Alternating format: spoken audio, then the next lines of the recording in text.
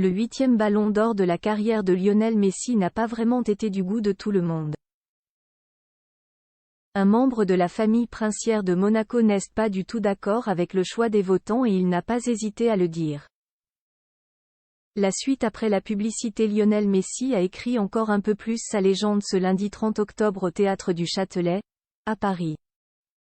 L'Argentin a fait le déplacement avec sa femme Antonella Roccuzzo et leurs 3 enfants depuis Miami, où la famille est installée depuis son départ de France.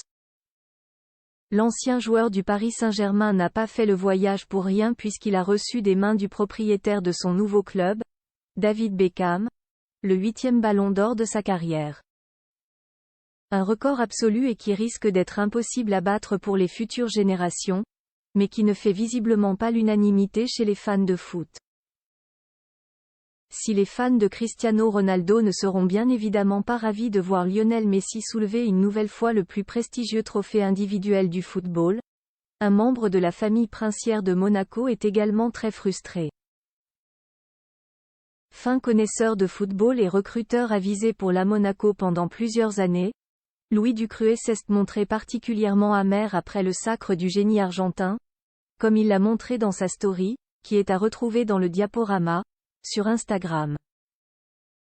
Le fils de Stéphanie de Monaco et Daniel Ducruet a organisé un petit sondage pour sa communauté afin de savoir si elle partage son point de vue concernant cette attribution.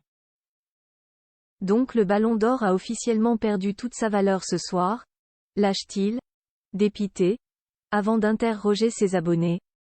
Vous êtes d'accord avec ce choix de Messi? Louis Ducruet dénonce un 2 poids, 2 mesures pour l'heure. Sa communauté semble plutôt le rejoindre à la vue des résultats. Loin d'en avoir fini, Louis Ducruet partage ensuite le comparatif d'un internaute pour expliquer que le phénomène Erling Haaland méritait de l'avoir cette année.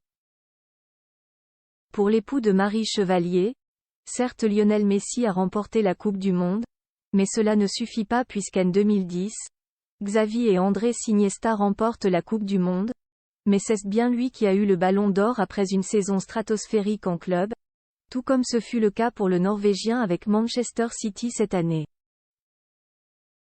2 poids, 2 mesures, conclut le message hostile envers l'Argentin. Visiblement très remonté contre l'attribution de ce 8e ballon d'or à Lionel Messi, Louis Ducruet peut se détendre. C'est très certainement le dernier de la carrière de celui que beaucoup considèrent comme le meilleur joueur de l'histoire. La suite après la publicité.